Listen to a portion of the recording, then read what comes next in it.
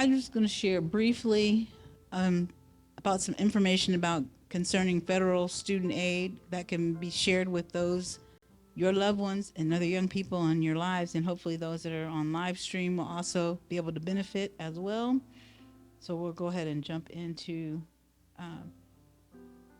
my quick short presentation. If you can go to the next slide.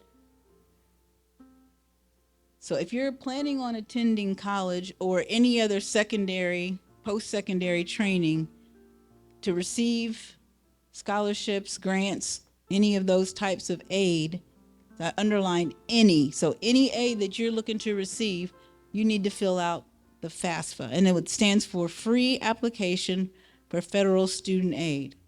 So anyone planning to go to school and they're seeking to get scholarships, grants, you want to do that. So the information, each school may also have separate forms that you need to fill out for aid that you may qualify through that school or university. So you want to also follow their website and their instructions.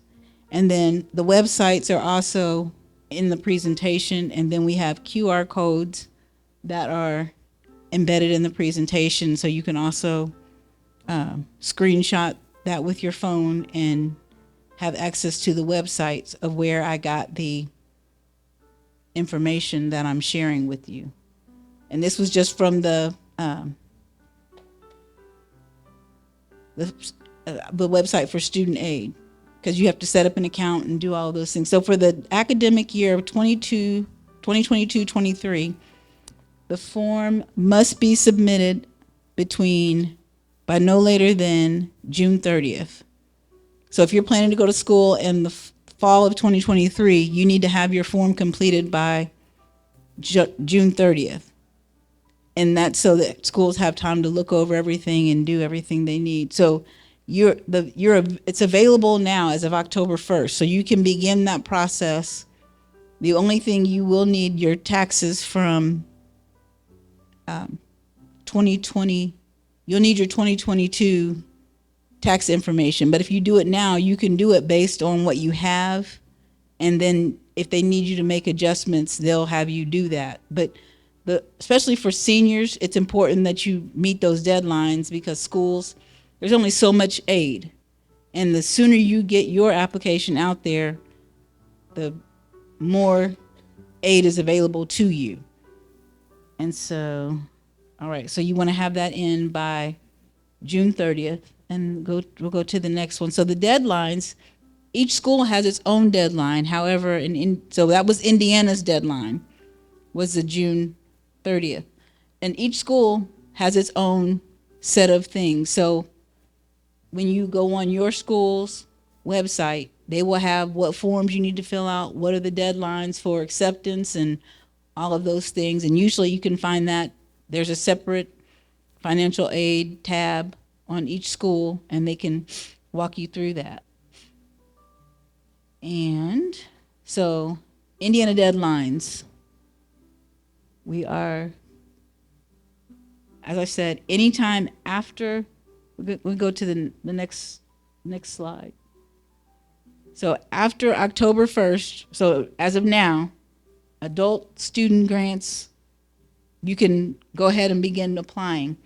And then students that are in high school will apply through something called Scholar Track. So if you're in school, hopefully your counselor has talked to you about Scholar Track and you're on Scholar Track and have an account. But if not, you can get online and get an account set up and follow the steps, and you'll receive information also to track where you are in your application process.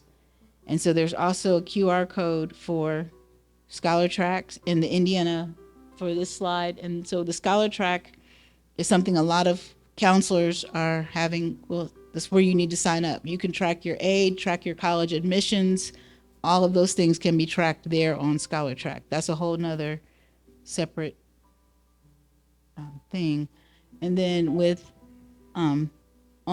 there's also available to you by April 15th of 2023, the Frank O'Bannon scholarship, our former governor, there's some scholarships named after him. And then if you're a part of the 21st Century Scholarship Program, so in middle school, by 8th grade, you would have need to apply for 21st Century Scholarship, and you can do that through Scholar Track. So any middle schoolers, it's not too early to begin preparing for your future.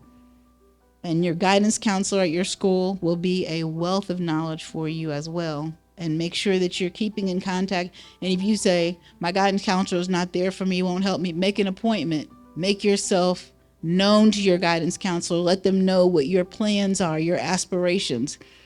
And if they say something negative to you, don't receive it, and you say, this is my plan, this is what I'm trying to do, and create your plan. Even if you need to create it with your family and then take it to your guidance counselor, don't let someone tell you you can't go to school, you can't pursue your future.